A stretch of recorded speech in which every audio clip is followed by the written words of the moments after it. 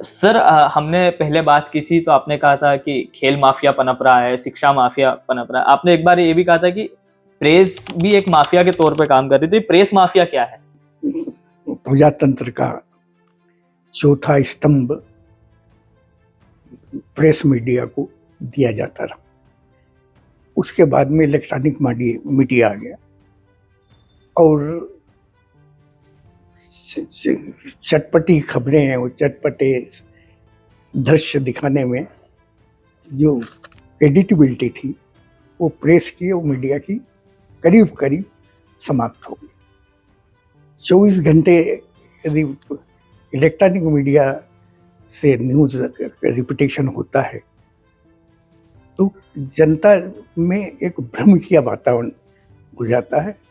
उसके बाद में सोशल मीडिया पर चाहे जो गलत समाचार लोग अपने इंटरेस्ट में डालते रहते हैं, उससे ये एक स्थिति ये हो गई कि जो समाचार एजेंसीज हैं वो सब एक माफिया का रूप ले चुकी है। और मध्य प्रदेश में तो प्रेस माफिया मुख्यमंत्री अर्जुन सिंह थे तब से है। उन्होंने सबसे पहले नाम मात्र के नो प्रॉफिट नो लॉस के मूल्य पर जितने अखबार वाले थे उनको जबलपुर, भोपाल, इंदौर प्लाट उपलब्ध करवाए, एक एक एकड़ के। कुछ बचे थे तो जैसे मोतीलाल वोरा मुख्यमंत्री बने तो उन्होंने शनिवार दर्पण को दी इंदौर में, और भी कहीं दिए हों। देन फिर दिग्विजय सिंह मुख्यमंत्री हुए तो नई दुनिया ने कहा कि हमको तो मिला ही नहीं है, सबको रेवड़ी बांटी गई प्रेस को, हमको नहीं दी।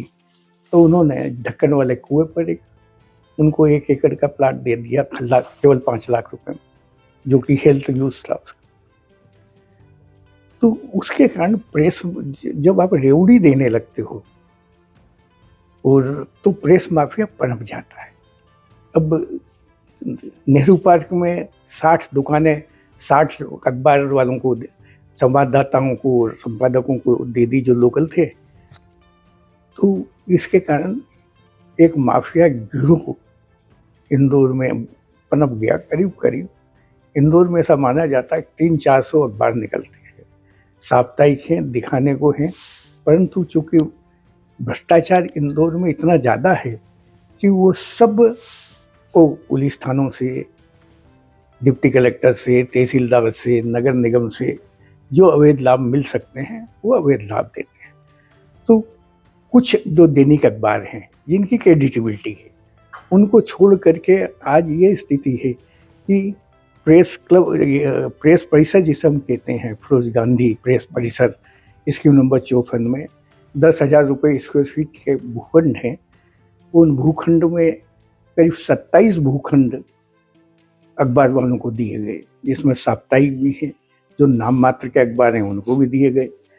परंतु हाईकोर्ट के एक जजमेंट से कि आप सस्ते नहीं दे सकते, ये कमर्शियल एक्टिविटीज़ है, तो सभी के 2005 में इंदौर में जितने प्रेस परिसर में भूखंड दिए गए थे, भास्कर, नव भारत, इंदौर समाचार, स्वदेश, फ्री प्रेस, ये सभी के सभी भूखंड नष्ट कर सब लोग हाईकोर्ट गए। हाईकोर्ट ने कहा कि नहीं, तब तक सुप्रीम कोर्ट का एक जजमेंट आ गया। जबलपुर डेवलपमेंट अथॉरिटी ने दैनिक भास्कर जबलपुर को एक जमीन दे दी कंसेशनल रेट पर। तो सुप्रीम कोर्ट ने यह निर्णय दिया कि भाई ये प्रेस इंडस्ट्री है, आप इनको कमर्शियल रेट, इनको केवल इंडस्ट्रियल एरिया में ही ज़मीन दे सकते हैं, रेसिडेंशियल या कमर्शियल एरिया में नहीं दे सकते। इनको आप लागत पर टेंडर बुला करके ही दे सकते हैं, आप मन मर्जी से सस्ते दामों पर नहीं दे सकते। तो उस जजमेंट के आने के बाद जब यहाँ के सभी अखबार वाले जिन्होंने हाईकोर्ट में अपने लीज डीड निरस्त करने के खिलाफ गए थे, तो वहाँ ये जजमेंट हुआ कि चूंकि सुप्रीम कोर्ट ने जजमेंट दे दिया है Bhatia Jabalpur development authority case में, तो उसका पालन किया जाए। उसके खिलाफ कोई नहीं गया, वो रेस जुडिकेटा हो गया। और उसके साथ उन्होंने ये कह दिया कि इनकी जो एप्लीकेशन है वो फ्रेश एप्लीकेशन मानी जाए, मतलब जो पहले दिया था उसका कोई अधिकार नहीं। उसके बाद में एक पीयूष जैन ने पब्लिक इंटरेस्ट लिटिगेशन लगाया कि भाई गवर्नमेंट के पास पेंडिंग है इन लोगों के सबकी रिक्वेस्ट, तो ये निरस्त किया जाए, प्लाट जो निरस्त किए गए थे इनसे कब्जे लिए जाए। तो हाईकोर्ट ने एक इंक्वायरी के लिए आर्डर्स किए, तो उस इंक्वायरी में ये मालूम पड़ा कि बहुत से अखबार तो एक कमरे में खाली बोर्ड लगे हैं और किराए की इनकम लाखों रुपया महीना ले रहे हैं। हिंदू समाचार ने तो मल्टी स्टोरी बना करके उसमें लोगों को ऑफिसेस भेज दिए हैं। बहुत से अखबार वाले जो थे, जो कि नाम मात्र के थे, परंतु उस समय किसी तरह से हत्या लिए थे उन्होंने भूखंड, तो उनसे भूखंड उन्होंने बेच दिए। जैसे कि व्यक्ति कलम एक साधारण आदमी का था, उससे सोजेतिया ने, प्रभात करण वाले सोजेतिया के परिवार ने खरीद लिया, एक कमरे पर बोर्ड लगा दिया व्यक्ति कलम का, और किराए की इनकम कर रहे हैं, अपना दूसरा धंधा कर रहे हैं। बहुत सौ ने किराए से दे रहे, जैसे लोक स्वामी जो महेश जोशी ने इस्टेब्लिश किया था, वो बिल्डिंग किराए से दे दी। बहुत से लोगों ने किराए की इनकम चालू कर दी, अखबार भी नहीं ले। तो सर ये जो मतलब कहते हैं कि संविधान के चतुर्थ स्तंभ है मीडिया, और जब यही लोग इस तरीके से कर रहे हैं तो इन पे कार्रवाई मतलब कैसे होगी? इन पे जब भी कार्रवाई, आपको आश्चर्य होगा कि अधिकांश अखबार वाले जो हैं वो जमीनों के धंधों में भी लग गए, और अपने अखबार के दम पर वो अरबपति तक बन गए। क्योंकि चूंकि कोई ईमानदार अधिकारी न राजस्व विभाग में, न म्युनिसिपल कॉर्पोरेशन में, कहीं भी राजस्व अधिकारी नहीं, ईमानदार नहीं है, और तो अपने भ्रष्टाचार के को उजागर अखबार वाले नहीं करें, उस डर से कितने ही इलीगल डिलाटमेंट वगैरह सबको इन्होंने ध्यान नहीं दिया, शिकायतों पर ध्यान नहीं दिया, नामांतरण कर दिए। और इस प्रकार से एक इंदौर के लिए ये स्थिति हो गई कि अखबार वाले जो ब्लैकमेलिंग का, जो संवाददाता हैं, ब्लैकमेलिंग का धंधा करने लगे।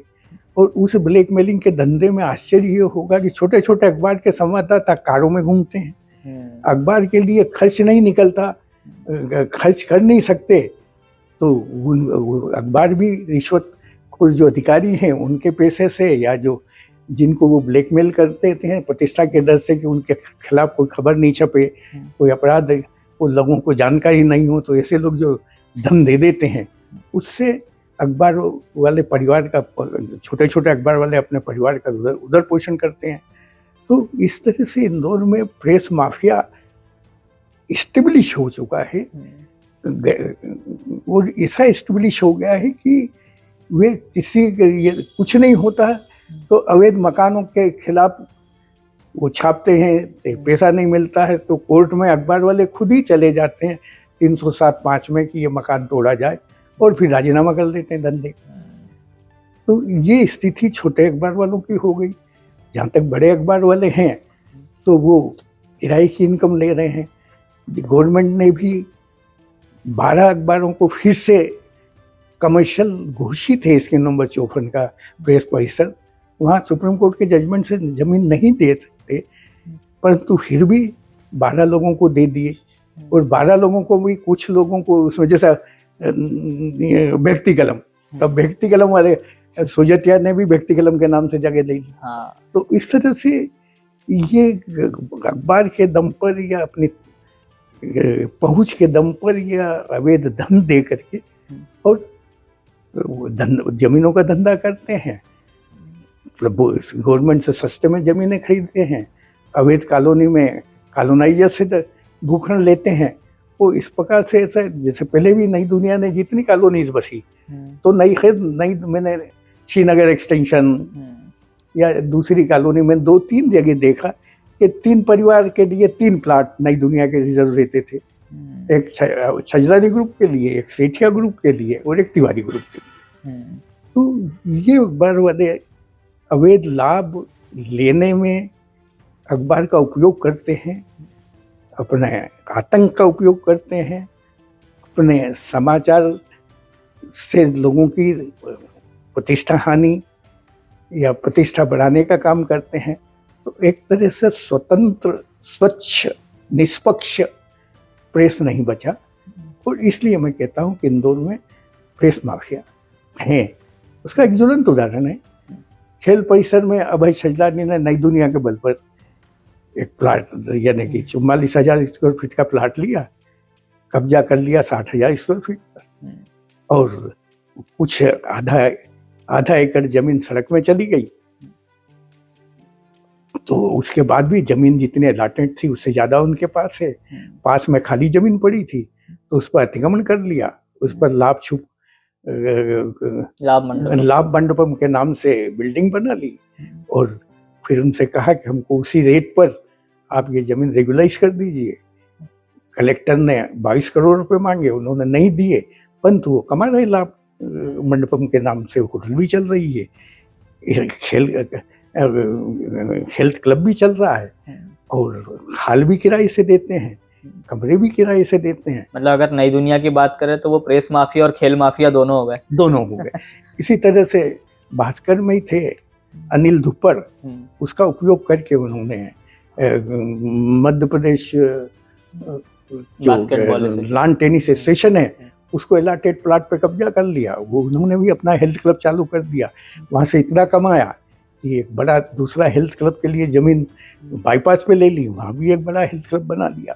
तो ये जो है वो सब अखबार के कारण हुआ है, और इसलिए इंदौर में प्रेस माफिया, इंदौर में तो है ही, यही स्थिति भोपाल में भी है, यही स्थिति जबलपुर में भी है, यह स्थिति छोटे छोटे गांवों में अखबारों के दैनिक अखबारों के संवाददाता भी इसी तरह से करते हैं।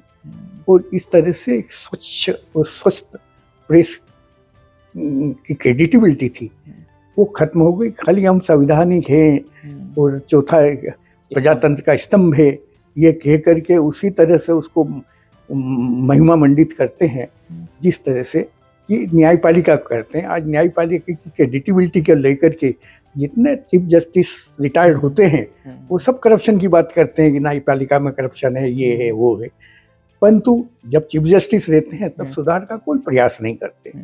तो इस तरह से क्रेडिटेबिलिटी जिस तरह से एग्जीक्यूटिव की खत्म हुई, मंत्रिमंडल की, जिस तरह से प्रेस की खत्म हुई, जिस तरह से न्यायपालिका की खत्म हुई, कि वर्षों न्याय में लग 20-25 साल तक केस में, हमारे इंदौर में ये स्थिति है कि फर्स्ट अपील हो तो 15 साल में सुनवाई में आती है, सेकंड अपील हो तो भी 15 साल लग जाते हैं, रीट याचिका हो तो 4-5 साल तक फाइनल आर्ग्यूमेंट पर नहीं आती है।